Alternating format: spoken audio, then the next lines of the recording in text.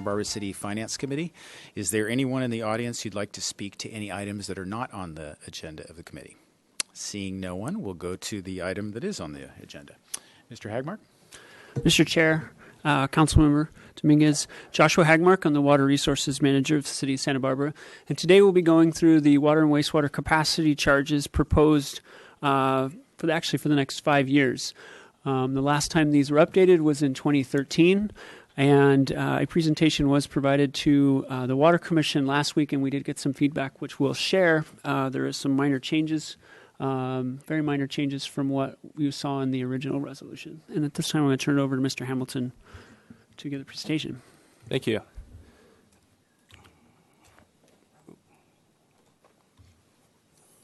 So quickly, we'll look at the presentation outline. We'll go over the capacity charges description, so we're all on the same page what we're talking about. Look quickly at the background. Then we'll go into the consultant study, looking at the methodology, calculation of charges, and the recommended policy changes. Quickly look at the schedule of adoption. We'll talk about what would happen when they're implemented, how quickly those fees would go into effect.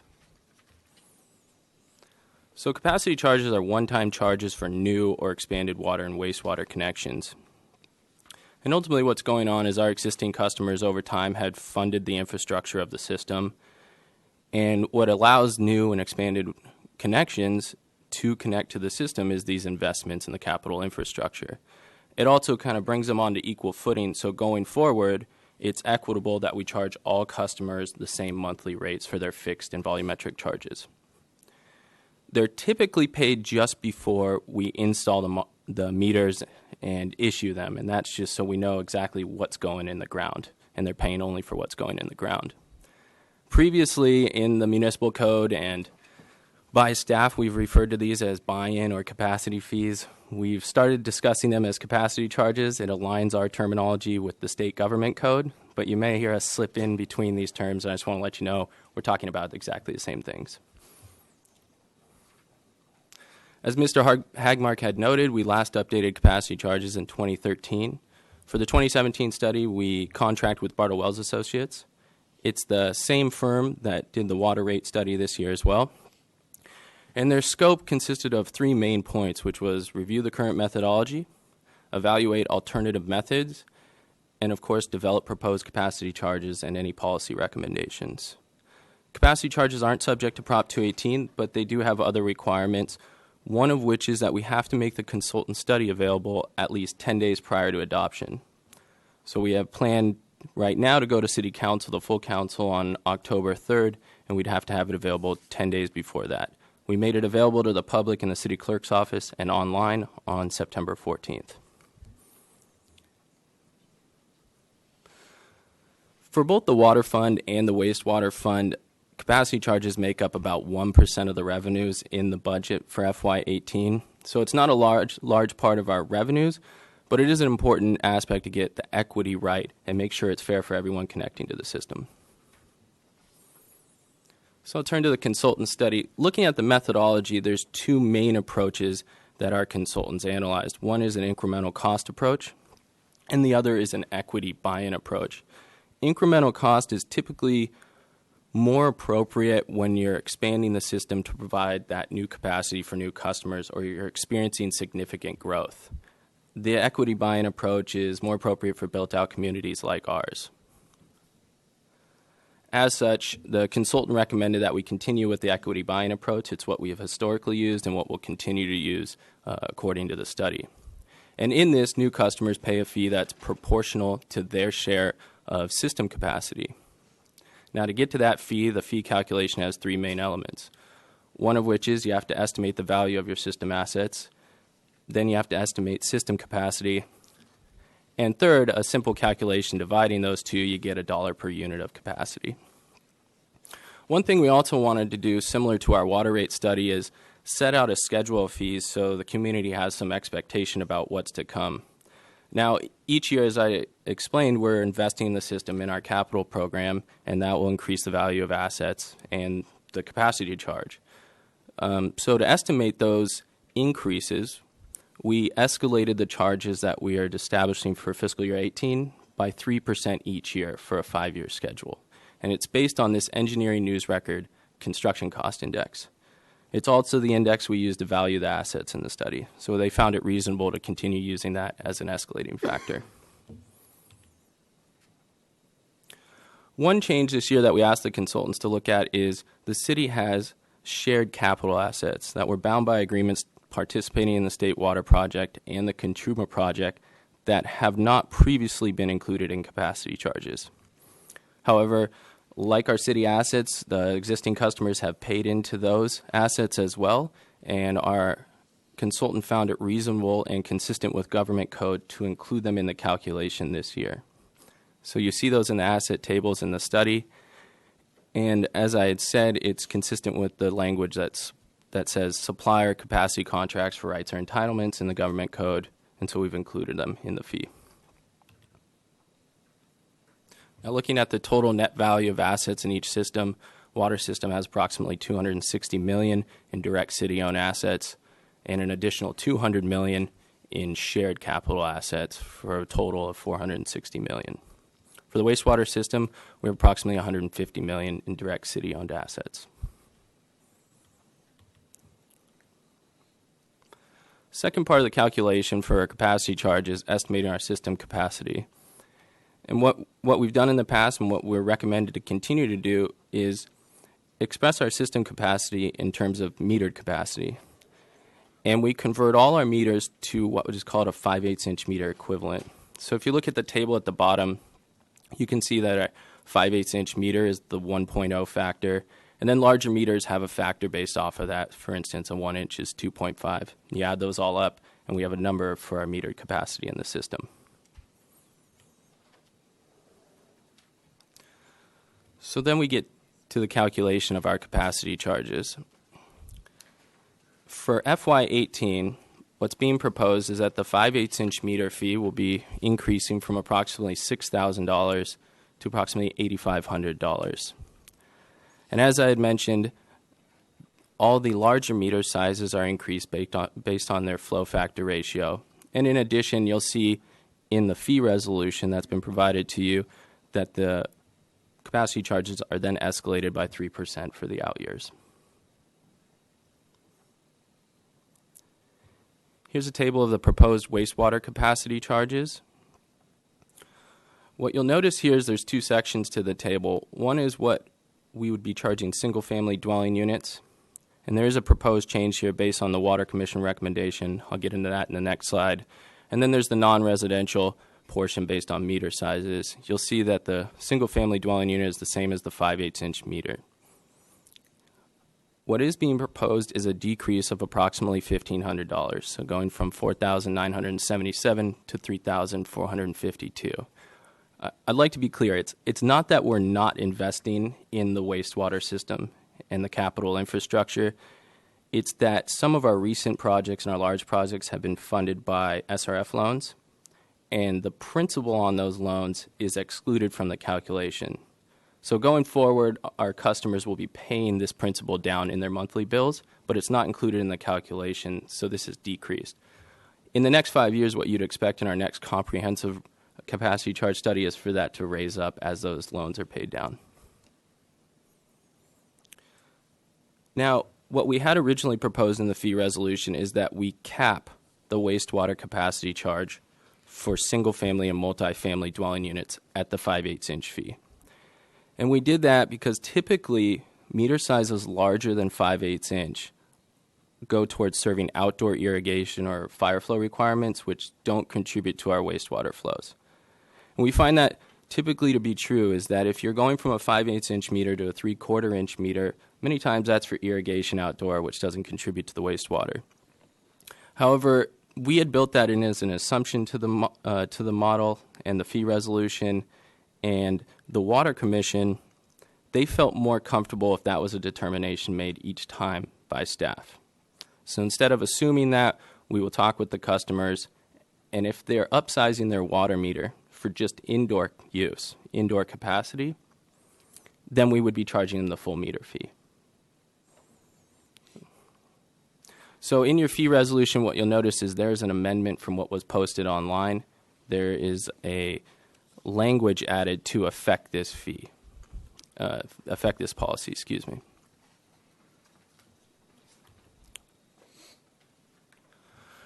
Another change recommended by our consultant is with multifamily dwelling units. The smallest meter offered by the city is a 5/8-inch meter, and that's fairly well matched for our single-family residences.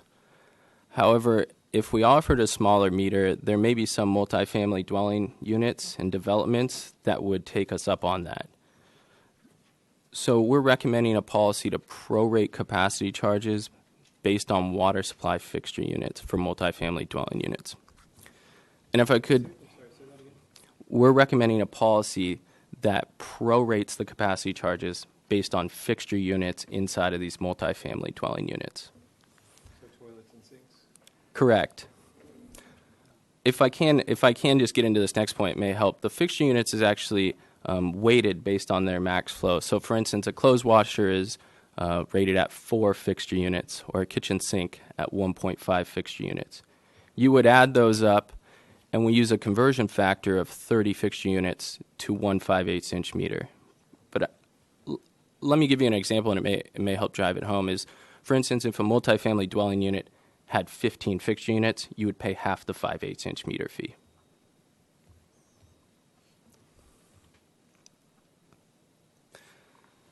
In addition, the last recommended policy change from the consultant is we brought up the idea that our standard fees for the large majority of projects are appropriately applied, but there may be instances, ones that we can't foresee, or rare and infrequent instances with projects that don't fit within those guidelines. And these applicants may assert that they want to see a different determination made for their capacity charges, something outside of our standards.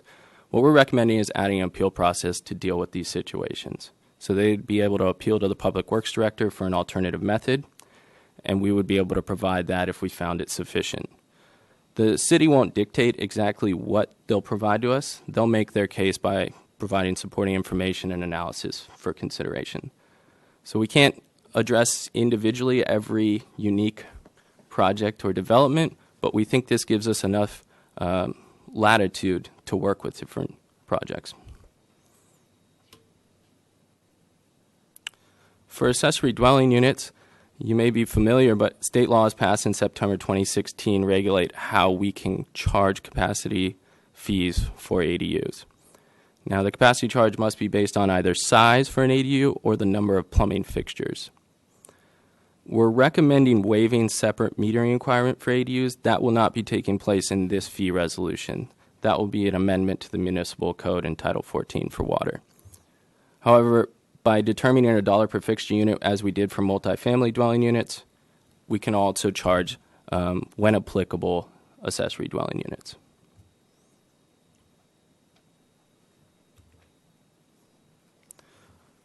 Staff is recommending one policy change as well, that we waive the capacity charge for installation of 5/8-inch meters, irrigation meters, to serve existing landscaping. When you install an irrigation meter, you get a water budget based on the size and type of landscaping, which encourages efficient water use. However, we will make them demonstrate that 2 years of irrigation watering has been taking place. We'll also make them subject to site inspection by city staff to go to ground truth what they claim to be going on. And in addition, if customers want to upsize anything larger than a 5/8-inch meter, they'll pay that incremental cost. For instance, if they want a 3/4-inch meter to serve their irrigation, they'll pay the difference between 5/8 and 3/4.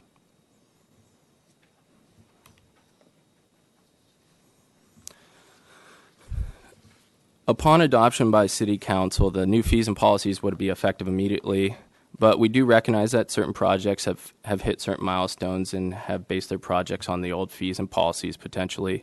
So we will allow projects achieving certain milestones to pay previously adopted fees and also be subject to previously adopted policies. So I know that was a lot, but I'd like to just summarize the key policy recommendations. Continue using the equity buy-in approach, which values a system of assets and determining our system capacity based on meter sizes. Charge multifamily units and ADUs, if and when applicable, based on fixture units. Implement an appeal process for alternative capacity charge determinations, and waive the capacity charge for a 5/8-inch irrigation meter for existing landscaping. You have the fee resolution in front of you, but those are the significant changes that we're proposing or continuing with, and they've been affected in that resolution. As I had said, on September 14th, we made the consultant study available to the public. We went to Water Commission last week on September 21st. We made the one change based on wastewater capacity charges, that we would no longer just be capping them outright. If someone has a large meter size to serve indoor uses, they shouldn't be paying the same amount as a very small home for wastewater capacity charges. Today we're here at Finance Committee, and we have a tentative meeting scheduled with City Council on October 3rd. And finally, the recommendation today is that the Finance Committee recommend that Council adopt a resolution rescinding the current capacity fees and adopting certain new water and wastewater capacity charges.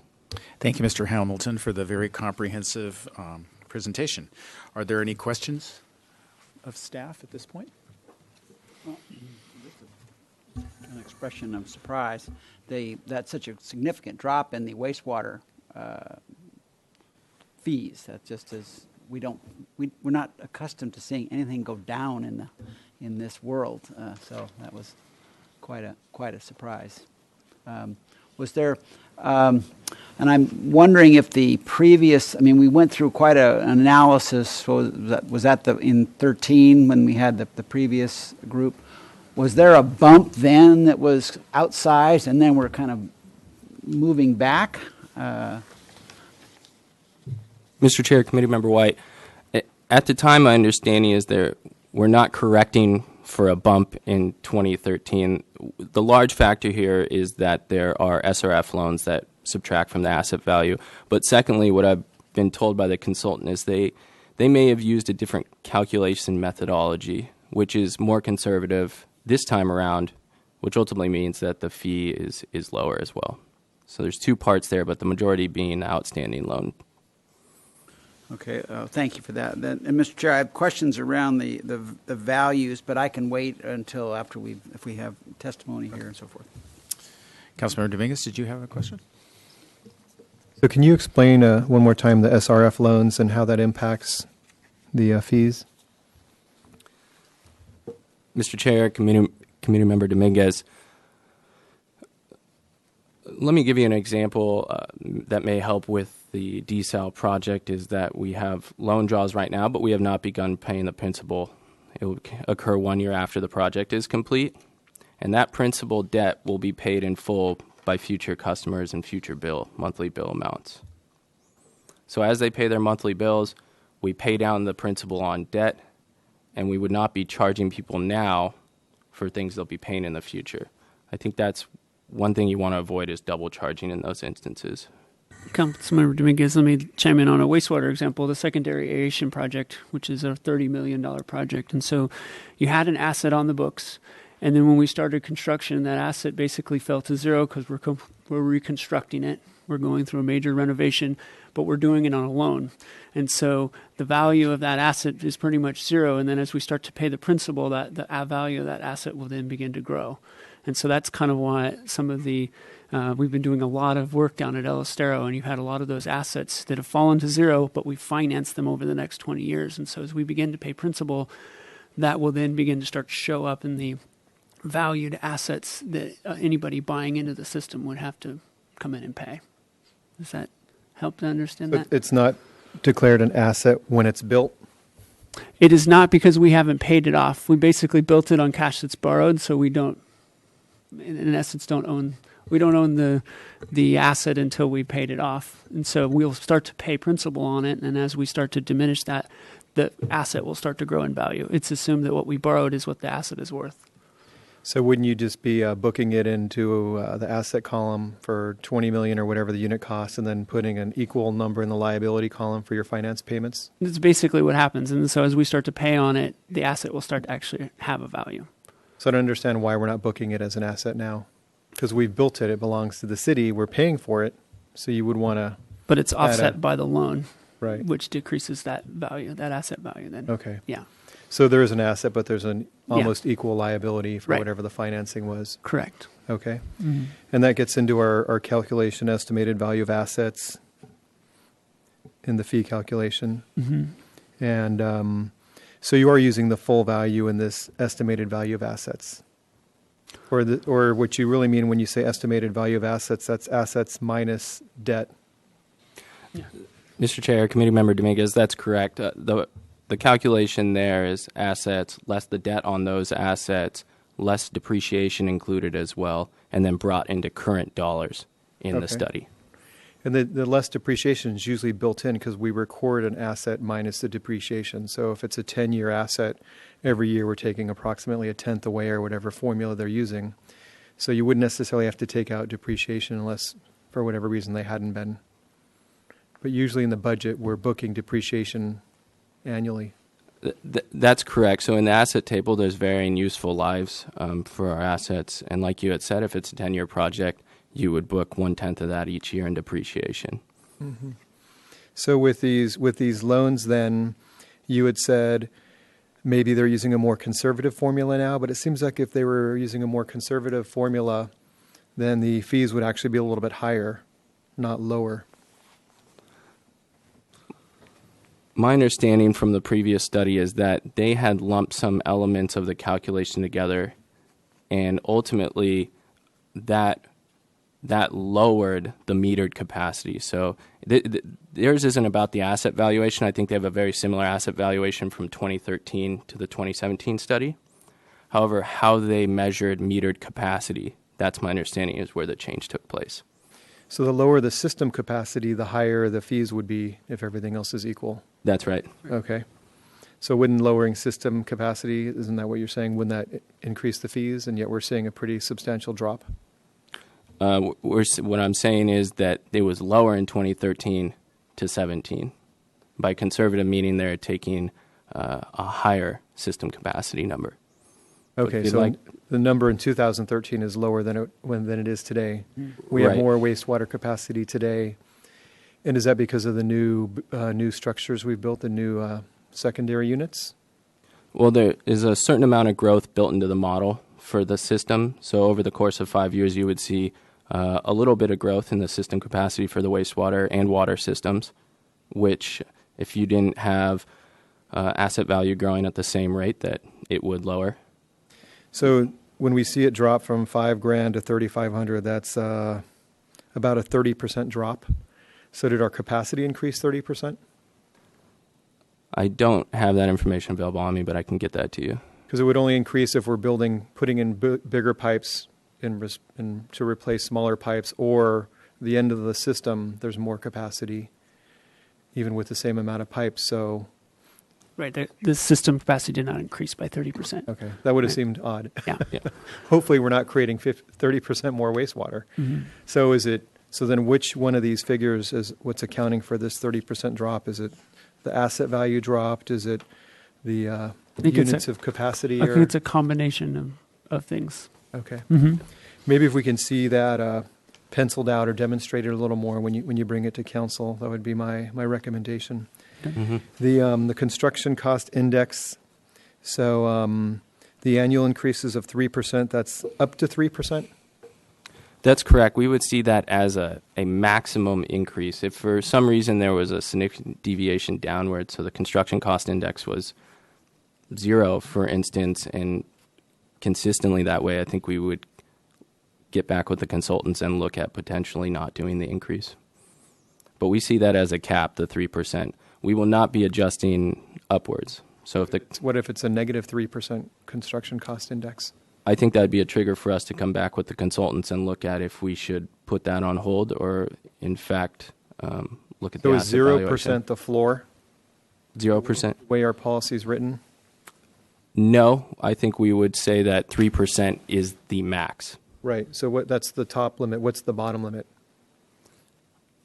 I think that's something we would have to look at. For instance, if you saw a significant decline in the construction cost index, it's probably indicative of a larger issue in the economic surroundings, and we would certainly, like with the water rates, go to the consultant and discuss potentially adjusting the capacity charges. But what's written into the agreement? Let's say we never take that step. What would we do? We would increase annually by 3% after FY18. Even if CCI is 0 or negative? That's correct. And where is that written into the into the resolution? What's the actual language I could turn to for more guidance? As it stands now in the fee resolution, what you'll see is just a table of charges, a schedule of charges for 5 years. The supporting information about the construction cost index and the engineering news records in the consultant study. So where does this talk about the annual increases of 3%? In the fee resolution, it doesn't actually specifically address them. They are increased by 3% and then put into a schedule for 5 years. So, for instance, if you look at the wastewater charges table, Page 4 shows what the fixture unit charge would be scaled over time.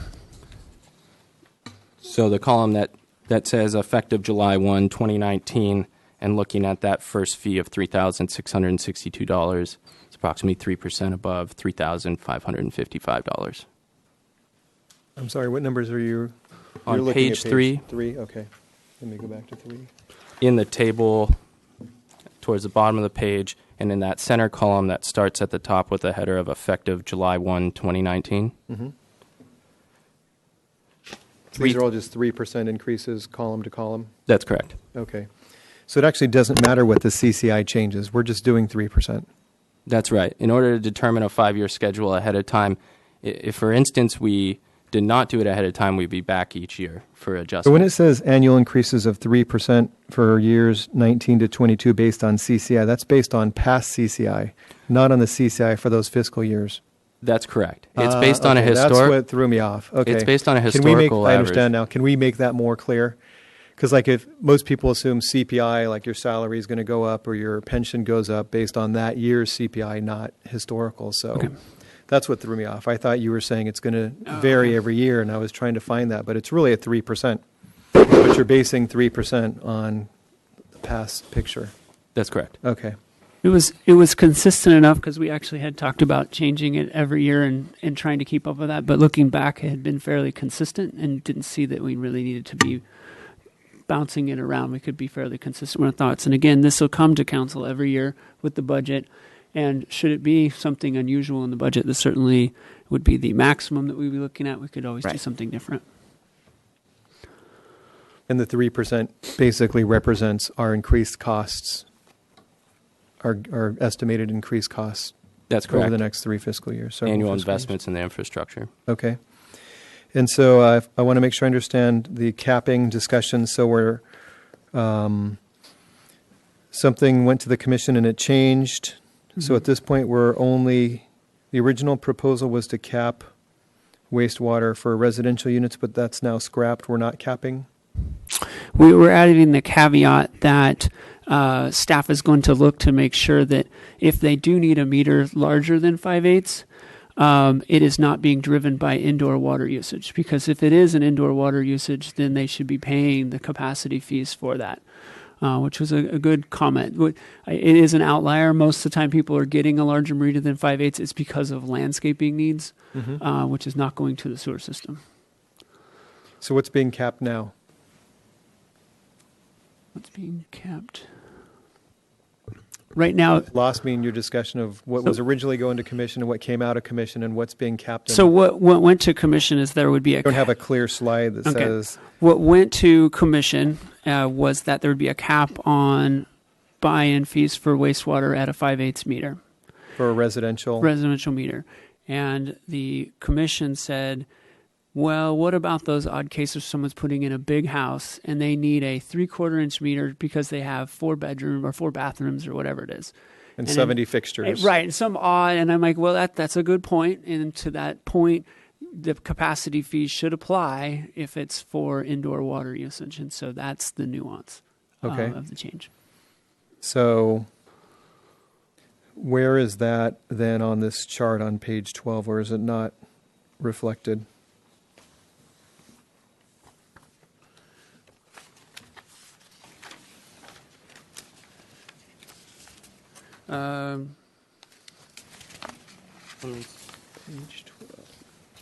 Page 12, I'm sorry. Slide 12. Slide 12. I think it would have been more clear if we said that on slide 12 that was the original proposal. Is that correct? That's correct. So this is the original proposal? This is not what's implemented by this resolution? That's not what's implemented by the resolution. Is, for instance, if looking at this table, a single-family residence wants a 3/4 inch meter, and that will be primarily to serve indoor water uses, lots of fixtures, many bathrooms. They, in this chart here, would be paying $5,178 in FY18. Previously, it would have been capped at the $3,452 in FY18.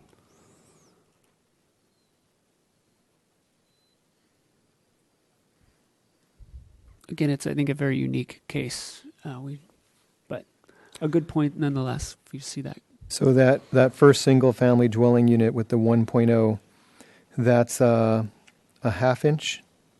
And that's a 5/8 inch meter. 5/8? Put the flow factor ratio in there to show that it has the same fee as the 5/8 inch meter down below in the non-residential schedule. Okay.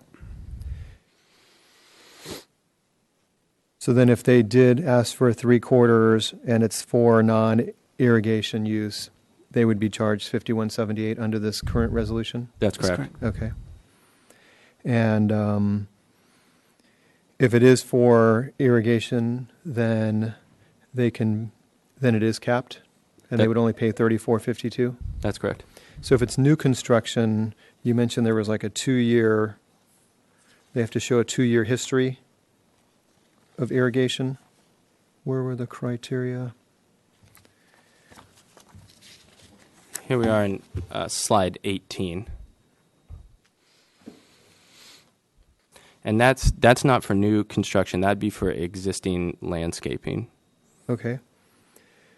So how do you deal with new construction if someone comes in and wants to claim the smaller fee? What's the test you use? And just so I'm clear, so they've constructed a single-family residence, and 2 years later they come in and claim they have existing landscaping. No, they come in just from day one and say, we want a 3/4 meter, and it's all going to be used for fixtures inside the house. They And would we pay- want to use the smaller. We want to have the smaller fee. I'm not sure I'm exactly clear on what you're asking. So you'd like... I'm building a new home, new Mhm. construction. And it needs I'm a 5/8 going to meter. use a 3/4 meter Mhm. because I've, for whatever reason, and they claim they should have to pay $34.52 because they're doing irrigation. How do you test that? What's your policy? I think without the demonstrated 2 years, Dana can add to this, I think you'd pay the full capacity fee. My name is Dana Hoffenberg. I'm a water resources specialist. So in that circumstance, if someone came in with a new construction and they say, oh, well, I want the smaller fee, we would ask them for their fixture unit counts for the house. And if they would have to provide all the fixtures on their building plans, which have to be correct. And if the fixture unit count shows that they're maxing out the 3/4 inch meter with their indoor water use, we would tell them no, they have to pay the full 3/4 inch meter fee. Okay. So you would really look at the fixtures. That would be the number one test. That's correct. Okay. The next question I have is regarding AUDs. Staff is recommending waiving separate metering requirements for ADUs. Can you talk a little bit more about that, please? Yes, let me invite Ms. Hoffenberg back up, as she's our ADU expert. Again, Dana Hoffenberg. Yes, so this is ADUs, not AUDs. But yes, so as you know, the state has passed legislation that makes it, puts a lot of requirements on what we can and cannot do with ADUs. Right now, there's... If you don't mind, let's use the real term instead of the acronyms, because I think this is very confusing to people. Sure. It's so close. And by ADUs, I mean accessory dwelling units. So the state did pass some legislation regarding accessory dwelling units, and we are very restricted on what we can and cannot require for those accessory dwelling units. So right now, under the state legislation, we cannot require a separate water meter for those units if they're within the existing space of an existing structure. So we technically can require a separate water meter if the unit is proposed not within existing space. The problem is there are a lot of projects coming through where they're barely not within existing space, and so the water meter can sometimes be seen as creating a burden on those projects, and the state is very sensitive to us creating burdens on these kinds of projects. So we are currently proposing, and this went to Water Commission, that we waive separate city water metering requirements for these accessory dwelling units. Under certain circumstances, they would be required to have a private submeter to measure the water usage of the accessory unit, and that is per another state law that was passed recently as well. So are we requiring the submeter? That is what we're proposing. We introduced that to Water Commission, and will make its way through with the rest of the ADU discussion, accessory dwelling unit discussion. And how? And I'm sorry, I'd want to accelerate that discussion because how that turns out would influence my decision on this. So, do these submeters, for all intents and purposes, do the same function? Is there any reason we would want to require separate meters versus a separate submeter? So SB 7, which is the regulation that requires submetering, is basically forcing. We already have it on the books that all dwelling units must have a meter. But given the challenges with the state pushing accessory dwelling units and trying to streamline that, we're kind of limited on, and we strongly feel that, if you're adding a small bedroom, or a small unit, 200 square feet, does that really need a meter? It's not really the intent there, especially if the owner's on site. But given that the state then has SB 7 that says you must, in cases where it's new space, do this. So if someone is converting their garage, that's considered existing at this point. But if they are adding a unit in their backyard and building it new, that will require a meter per SB 7, the state regulation on that. And so they have the alternative of connecting and getting a city meter or a private submeter in which it's up to the owner to read it and talk with their tenant about it, maybe their grandmother or their son, so there may not be anything there, but that is a requirement under SB 7, so it's kind of out of our jurisdiction on that one. So that's a minimal requirement. Can they meet that requirement with a separate meter? Yes, and that Okay. we're making it, if they want to come in and get a city meter, we'd be happy to accommodate them with that as well. So we would actually simplify it for people if we required a separate meter. In some ways, yeah, and it would be based, say, for example, someone is doing a very small little one room with a little bar sink and a simple bathroom. They may have 10 fixture units total for that home. There's no washer and dryer. There's none of that stuff in there. Well, then it would basically, if they came and wanted to get a meter, their buy-in would be based on the 10 fixture units. So it'd be a reasonable buy-in or capacity fee for that smaller unit. Ms. Knecht, did you have something to add to this conversation? Thank you, Chairman. Just one point on this, and that is just before we go too far astray, and that is that the accessory dwelling unit topic in terms of zoning is not on this agenda today. This only pertains to the capacity charge topic. And with regard to the accessory dwelling unit issue with regard to capacity charges, all this resolution proposes is that pertaining to accessory dwelling units, if an accessory dwelling unit is proposing a meter that's separate and dedicated meter, then they would be paying a capacity charge. So that's the only intersection between the two that pertain to what's on this agenda and that pertain to accessory dwelling units. So I just wanted to clarify that for purposes of our discussion today. Thank you. Great, thank you. So what would before the staff recommended waiving the metering requirement, was there discussion of what the fee would be? So if someone does want a meter, the fee would just fall under this schedule here? Mr. Chair, Committee Member Dominguez, currently we don't have the ability to charge accessory dwelling units because we don't have a capacity charge based on size or a dollar per fixture unit approach. So by establishing a dollar per fixture unit, we give ourselves the capability of implementing capacity charges for accessory dwelling units when applicable. So when is it applicable? Only with new structures. Okay. And that's currently, again, that's what's proposed. That's this discussion Sarah was talking about that's moving it forward separately. This here is kind of the intersect of trying to address multiple things, at least leaves the door open. Should we decide that that's how we want to proceed and we want to charge some type of capacity fee for these smaller units, these allows us to do it based on how we've structured it in accordance with state regulations.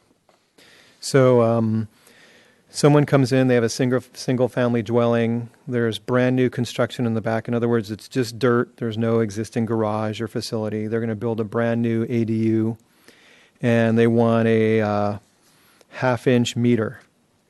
So what are we going to charge them for a fee? They would pay the full under this. I don't know if it would fall under this, or I'm just giving you the hypothetical facts and asking you how they would be addressed by the department.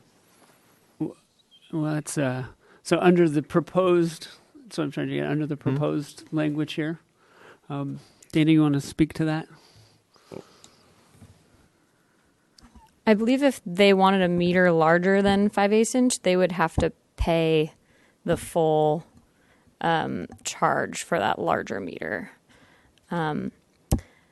It's a little bit complicated because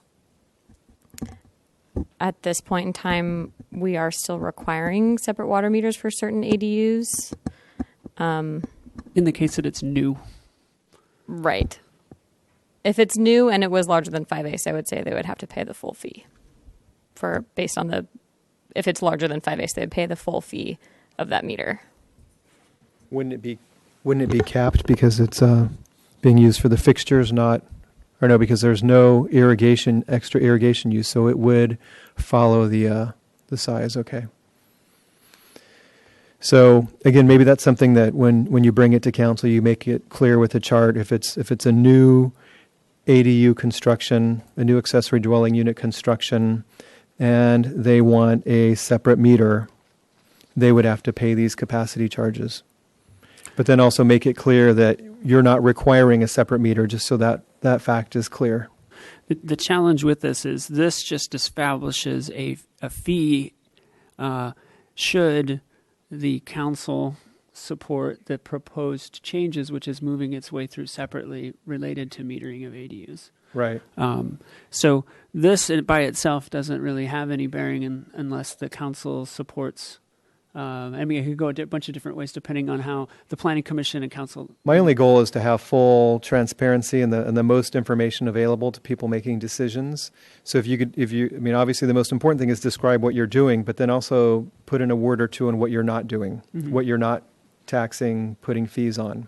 So it's just unclear from this presentation what all the contours are. So I'm just trying to draw those contours clearly so that the public knows. Because it's complicated. This is complicated stuff. And we want them to be able to quickly and easily understand it. So, and that is the intent here is to establish, depending on which way Planning Commission and Council go, a fee. If they choose to go that way, there will be a structure in which they will understand clearly how much they need to pay. Well, I want it to be clear before Council makes that decision. Well, those two are moving. Best government when the sun's shining brightly on all the different nuances. Well, I guess how are we going to describe this? The discussion about changes to accessory dwelling units, that is moving forward. It recently went to Planning Commission, and I think it might be going to Council and then back to Planning Commission. And I think its timeline is probably somewhere in March before there's going to be a determination. This, for what it is establishing, should something come out of that, because right now we are not charging, there would be a basis based on fixture units in which, depending on where it lands, a homeowner will know clearly how much they need to pay based on the number of units they have. But the discussion of whether this applies to new, existing, all that stuff, that is currently being discussed and proposed. So that's what makes this tough. Well, I have to say it's pretty depressing that March is what we're looking at since that bill was passed. Again, I'm not. I know it's not your, but I just want to make you understand that if you need to bring us decisions to be made earlier on in the process so that you guys can move things forward, please do. I know the ADUs, they were passed at this point about a year ago, and we're still waiting to have the city respond. I know Pasadena was out of the box in like February or March. So we're really slow relative to other cities. And it's too bad because this discussion would have been a lot clearer if we'd already dealt with ADUs in the community development department. So I know that's not your guys' department, but that's why I've left now having to clean up the mess of trying to get everyone on the same page in terms of how the city is regulating it. And when and how people put in water meters is hugely important for the community that's involved in ADUs. So I just want to make sure all of this is out in the open and clear to everyone. So we're not overtaxing or undertaxing. We're doing exactly what is appropriate. And so until we have a discussion about who needs meters, who doesn't need meters, it's going to be hard for people to truly understand. But I think you guys have done a good job answering my questions today. So I just want to make sure that information gets into the agenda for the full council, because one, there's going to be 4 more of us listening to that, but then the public is generally more tuned in. And so this would answer their questions if they're watching or reading the agenda without them necessarily having to listen to the discussions or questions, or for me to have to ask the same questions again at council. So I think that was it for my questions. All right, I have a different question on a different subject. The consultant recommends that there be an appeal process to the Public Works Director to calculate an alternative method. Seems to me there ought to be an appeal from the staff level to the Water Commission and then potentially to the council in case there's a disagreement about that. Is that something that you've thought about and considered? We have, and certainly that is could be a change that is made. We kind of feel like with some of these things we can probably best resolve them simply, but if we want to create an administrative process where it does continue to go up all the way to council, that could be in there as well. Okay, something for us to think about. Ms. Bjork or Ms. Knecht, did you have something to add? Thank you, Chairman Hart. Just my comments on that is that according to the city charter, if we wanted to create a more full appeal process, which is not a bad idea, I think, for the administrative record, we would want probably to have an appeal of the Public Works Director decision first go to the Water Commission so that they could then hear the appeal, but only in an advisory capacity to the full City Council.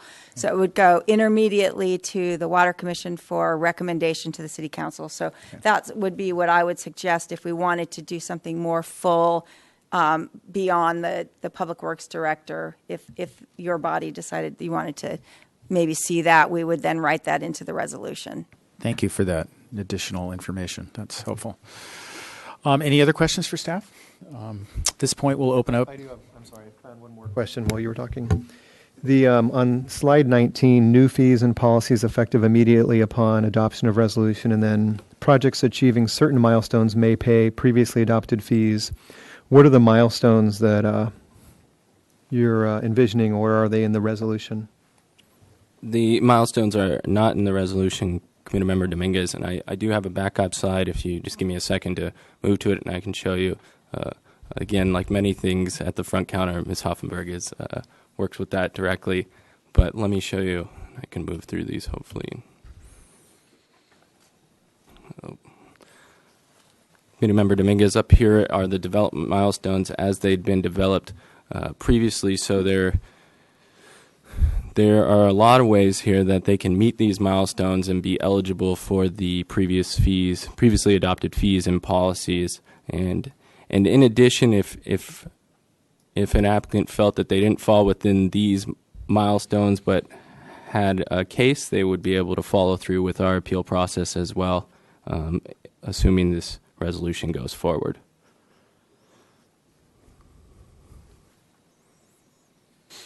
Thank you very much. All right, at this point, I'll open up the public hearing. Is there anyone who'd like to speak to the Finance Committee? Mr. Fell?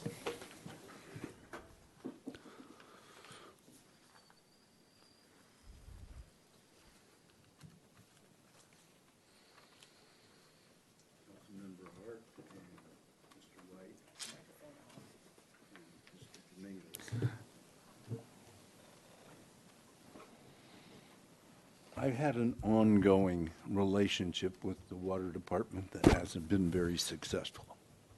And that is that I represent the Sandman Inn, which has been torn down, and they are replacing it with residential, multi-tenant residential condominiums.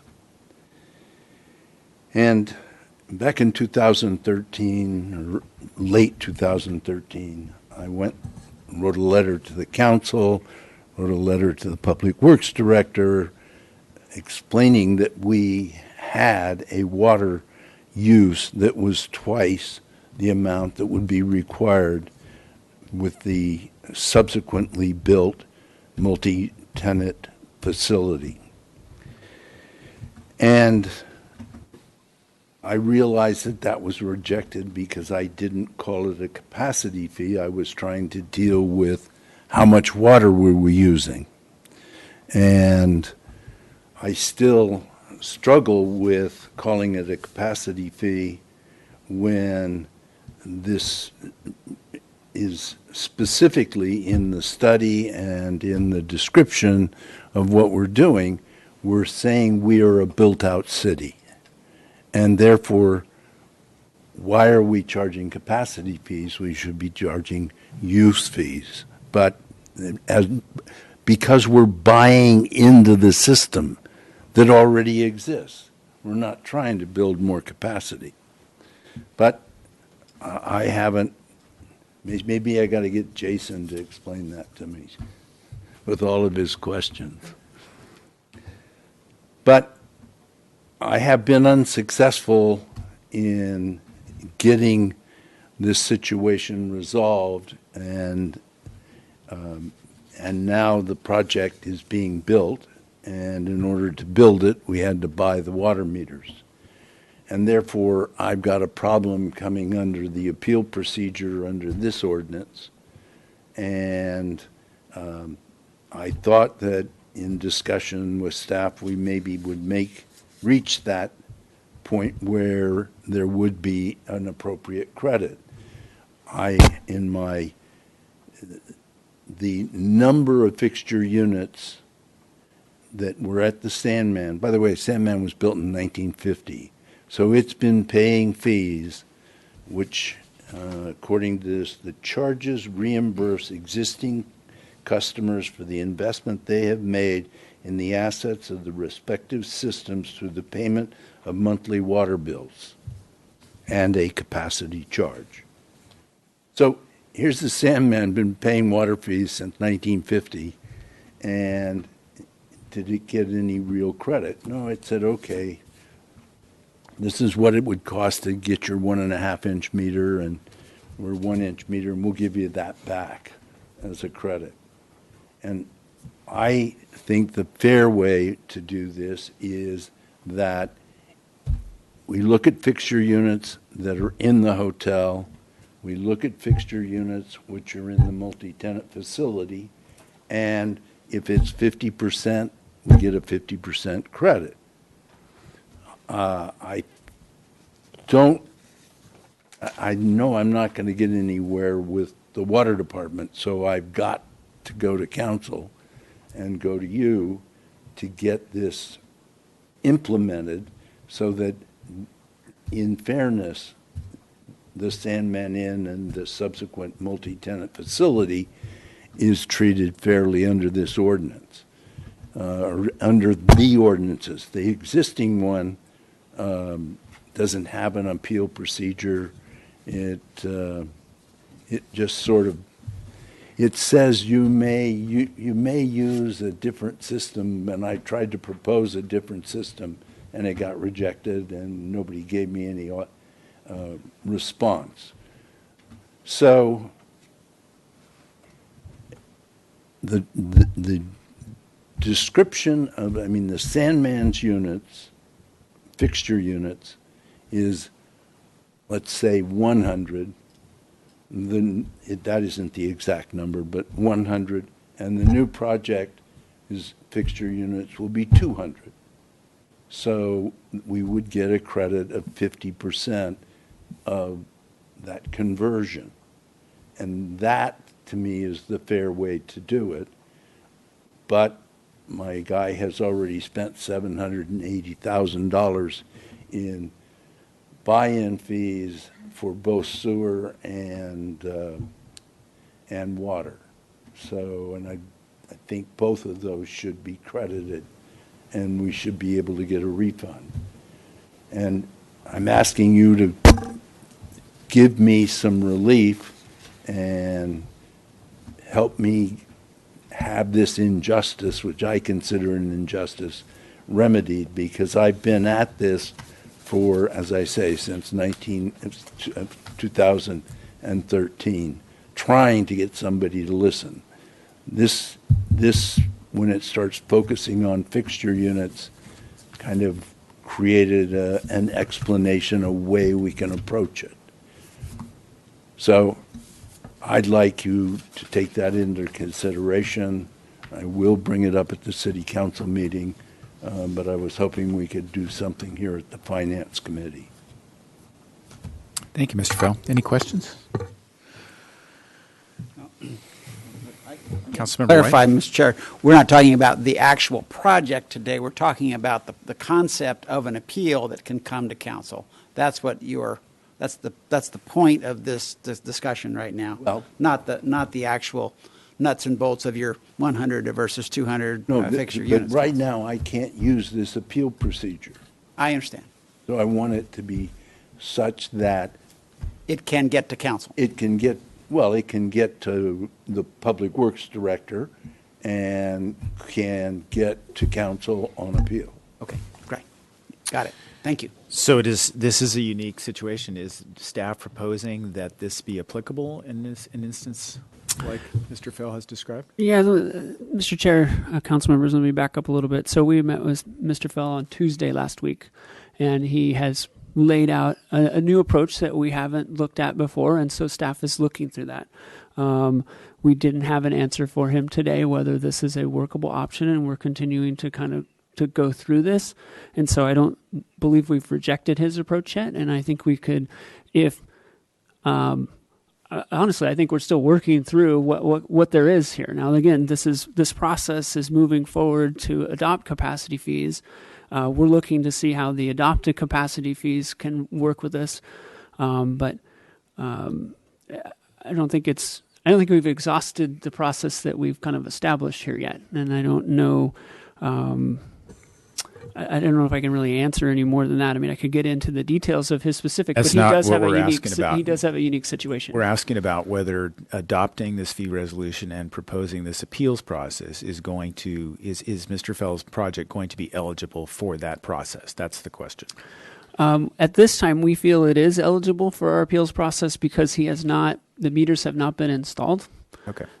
So we feel as long as we get this process started before he actually starts installing meters, we believe that in this sense, he's, if, for example, just a weird example, if he had gone bankrupt, we would return his money to him for his capacity fees that he's paid. So at this time, we feel that there is still time to sit down and go through a negotiation on this. He does have a unique situation. Mr. Chair, if I may add that as originally drafted, the appeal procedure had made the appeal only available when the official charge was determined. So when you've received your sheet of fees, we've since revised that in recognition of certain projects that it's prior to installation, which gives the applicants more time to work on an alternative determination and make the appeal. Okay. So it sounds as though what Mr. Fell was looking for is a path to make this case to you, as he has already, and continue to have that conversation that works under this fee resolution. That's correct. And potentially, if we're going to modify it to include an appeal to the Water Commission and for a recommendation to council, that works as well and would apply in his instance. Yes, so if that's what the Finance Committee wants us to do is bring that back to council, we could do that. Okay. The specific concern I've got is the following language. The applicant shall, within 30 days of receiving a final written capacity charge determination, which I would have to say we've had that because they said, give us this amount of Fees. money in order to get your meters, in order to get a building permit to be able to build. We haven't got any completed units, so there aren't any installed fixtures, and in fact, we still are using the old meters to deal with water, dust and things like that. So I think that would shut me down right now unless that was changed. And that's in the new ordinance. Mr. Hamilton? Yes, Mr. Chair, that's correct. We've been moving quickly on this and trying to trying to be as open as possible, and we have made that change. So that specific line that's being referred to there, the official charge determination, has been removed, and it's been replaced with language that says previous to installation of meters. Okay, good. Well, I think that's what the intention is. And that will all be clarified when it comes to council. The actual language will be there, and Mr. Fell can see that when we're at that point. Okay. That's correct. Any other questions for Mr. Fell? Councilmember Dominguez? And for the record, that's the new section is 2J1 that has this new language. So my question is kind of a generic one, but kind of following the lines of that fact pattern. If you have a new development that is using far fewer or more fixtures, do they get any kind of credit? And really what I want to get to is you're charging a fee based on a cost that the city has incurred, is incurring, or will incur. So if you were to like use that number, they're building 200 fixtures and they used to have 100. So part of the reason the fee is assessed is because of the charges will incur. Or what is the basis under the consultant's recommendation for charging a fee? The basis is that there was capacity built in the system whether we replaced water mains or built reservoirs, such that we would have capacity for projects. So when projects such as Sandman comes along, we don't have to now go and enlarge our water mains and enlarge the city reservoirs because of his project. We have built-in adequate capacity, and it's really an equity issue. It's really for that project to reimburse the other ratepayers for the costs that were spent to upsize or to properly size those facilities to handle modest increases in capacity in the future. And so that is what we're talking about here. And when we talk about capacity, one of the things that often gets left out of the discussion, it's really that peaking capacity, almost like they do with electrical charges. It's the ability for everyone at that peak time of the day, say 7 a.m., everyone's getting up to take showers, everybody wants water at that one time. The city has to be in a position with adequate sized reservoirs and piping to be able to provide that demand. And what we found is even with our different customers, you have different peaking. Because we have most of our demand is in residential, our peaking is relatively driven around residential. Commercial peaking it really doesn't play in because it comes in the middle of the day later on. And so really a lot of our reservoirs and pipelines are all designed around this peaking residential demand that occurs. And so that is why it's difficult to compare a commercial facility, a hotel, to a residential facility and be able to draw parallels. Just because there's a 100-room hotel, how does that compare to 72 single-family residential homes? Basically, we're talking about here that are 1,500 square feet, have 2 to 3 bathrooms in them. How does that compare as far as demands? Because those homes are more likely to demand water at 7 a.m. where that hotel is doing laundry throughout the day and has a totally different demand pattern. And so that's kind of the challenge with making this comparison across different customer classes. Great, thank you. Councilmember White? Thank you. And that's, of course, that's a topic for a lengthy discussion about peak hour trips on traffic and all the different kinds. And the metering is headed in the direction of being able to time water use such that we can start to charge even on that basis, to say nothing of monitoring more. So there's some stuff like that is coming. On slide 9, the net value of assets is something that concerns me. Those numbers seem extremely low. I know it's like our 100-year-old reservoir up at Gibraltar, as an example. That's probably $1 billion reservoir. And Kachuma, our shared asset we're $200 million out of a $4 billion system there, whatever. So, and I'm seeing this at COME, Kachuma Operation and Maintenance Board, where we're getting hit, folks, with an extra $1 million charge yesterday. I got Joshua's attention there because of a couple of great big valves that are getting replaced, and that the Bureau of Reclamation is saying we're replacing them and just get over it. And yeah, we're charging you late, but I just. These low values concern me from that perspective, are particularly, the Kachuma system, and I expect that it's everywhere. are so depreciated and their values are sort of stated as so low, and yet the costs of maintaining them are going to be very high. So just that slide tells a different story and particularly for us that are just looking at the one slide and moving on. We think, well, we've got, that's a lot of money, $460 million or whatever. And no, the numbers are much bigger. And I want to have that story out there for people to settle with, because we have such a big system and such an old system that it's just going to need. We're seeing it with the sewage treatment plant, with these big numbers coming in. Obviously, the desal plant's another one where we're actually spending huge amounts of money every day. And I just want that notion to be out there for people to understand in Mr. Dominguez's concept of transparency, to know what the huge values are and the huge costs are. So I guess that's a comment. I don't know how we deal with that exactly, but these numbers give a more comforting picture than we really have. Thank you for that clarification. I appreciate the point about the appeals. In general, I support the concept of decisions being able to be moved up to the electeds eventually, not easily necessarily, but just that's just the foundation of the democratic system. And so, in concept, I support that idea. Would you like to make a motion to that effect? Okay. Well, are we ready for a motion at this point? Councilmember Dominguez, did you have any more comments?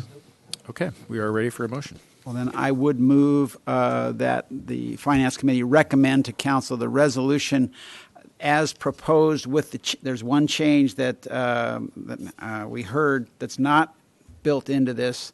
And Mr. Dominguez was IJ2, the change of timing on when the appeal can occur, right?